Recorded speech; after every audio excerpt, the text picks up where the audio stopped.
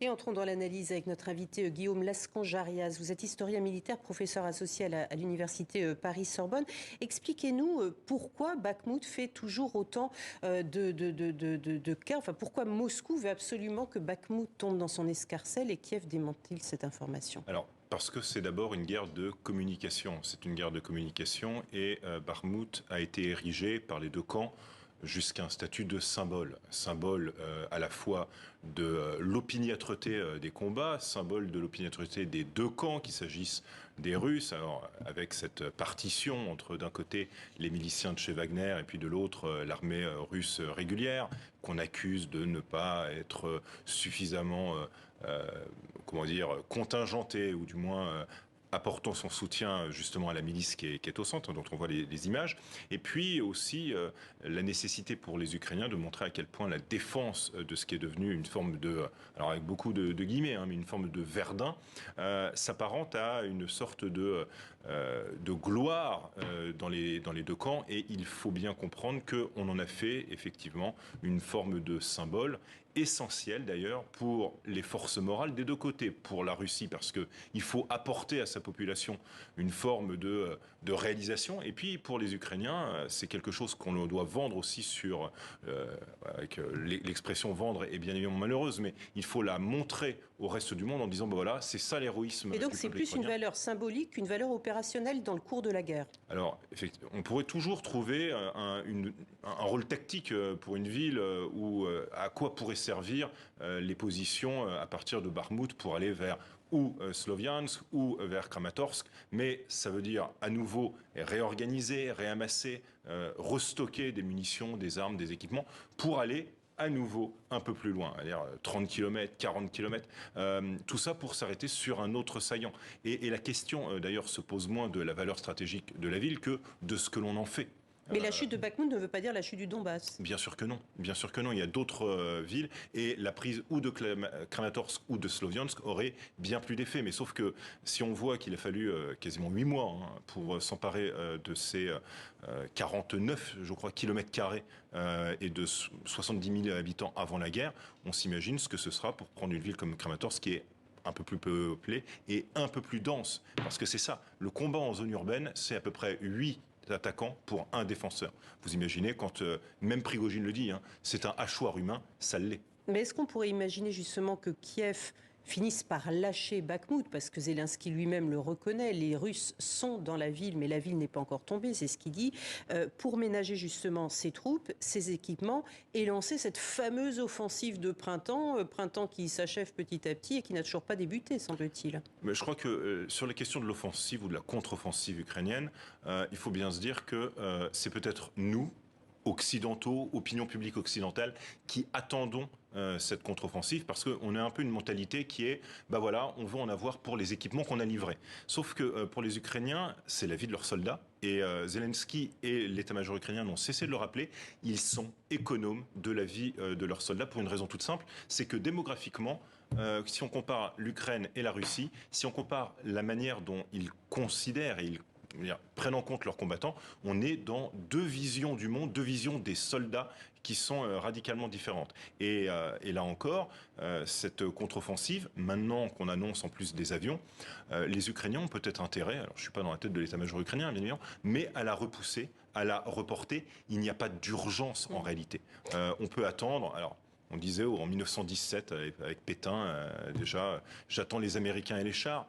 Peut-être que Zelensky, il a eu les chars, il attend maintenant les avions. On va se retrouver tout de suite. On va partir maintenant au Japon, retrouver notre correspondant Philippe Dova, puisque c'est là que s'achève le sommet du G7 à Hiroshima. On attend le communiqué final. Mais là, une conférence de presse s'est tenue il y a quelques instants. Le président américain Joe Biden s'est exprimé, le numéro 1 ukrainien également. Qu'avez-vous retenu parmi les propos forts, notamment de Volodymyr Zelensky ?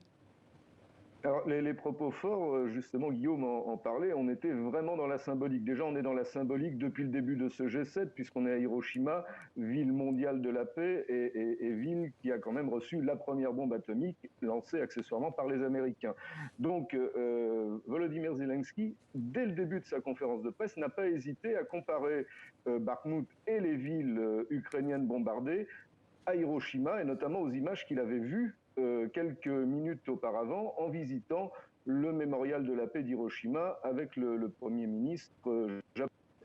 Donc voilà, là on est vraiment dans la symbolique. Il n'a pas hésité à traiter les Russes de terroristes, à dire que Poutine était en train d'organiser un véritable génocide du peuple ukrainien, qui est un peuple pacifique. Donc voilà, ça c'était la conférence de presse, enfin c'était son discours de la conférence de presse. Ensuite, il a répondu à quelques journalistes, mais en restant, comme depuis le début de la journée, très évasif sur la véritable situation de Bakhmout. Et il a passé en fait ces quelques heures à Hiroshima à tenter de convaincre les pays émergents de son plan de paix. Il a parlé de son plan de paix sans le détailler lors de la conférence de presse, un plan en 10 points. Donc il a essayé de convaincre. Évidemment, il a reçu le soutien des pays du G7, avec Joe Biden qui lui a promis à nouveau 375 millions de dollars en disant que Poutine ne brisera jamais la détermination des États-Unis sur l'Ukraine. Et puis, il a eu des mots sympathiques du Premier ministre indien, qui fait partie de ces pays qui n'ont jamais condamné la Russie, des mots sympathiques qui étaient... vous savez, il y avait un ministre de l'Intérieur célèbre en France qui disait « les promesses ne croient que ceux qui les écoutent », donc c'était un petit peu ça. Et alors la grande question était de savoir s'il allait rencontrer Lula, le président brésilien, qui avait fait part de son mécontentement de cette visite surprise à Hiroshima, que le G7 s'est un peu transformé en grande messe autour de Zelensky. Et pour l'instant, on n'a aucune information si les deux hommes se sont vus ou pas. Et alors s'ils se sont vus, l'information en tout cas n'a pas filtré. Donc voilà, ce G7... Bon, ben on est coupé. Merci beaucoup Philippe Dova d'avoir été avec nous. Justement, Guillaume Gascon-Jarlias, sur cette annonce faite par Joe Biden hier, cet accord, ce feu vert qu'il a donné pour que les pays qui disposent dans leur arsenal militaire d'avions de combat F-16 puissent enfin les envoyer à l'Ukraine. Est-ce que là encore, ça ne fait qu'augmenter ce risque d'amplification de la guerre? Moscou parle ce matin de risques colossaux si ça devait se passer. Alors, il faut voir là encore la rhétorique russe. Depuis le début de la guerre, à chaque fois que les Européens et les Occidentaux, les Américains aussi, surtout d'ailleurs les Américains, ont donné de l'armement ou de l'équipement, on a commencé par de l'équipement non létal, puis des armes, puis des équipements de plus en plus lourds. On a, pour franchir un premier tabou, ce qui était considéré comme une ligne rouge par Moscou avec les chars. Maintenant, on a les avions, on a eu les missiles à longue portée.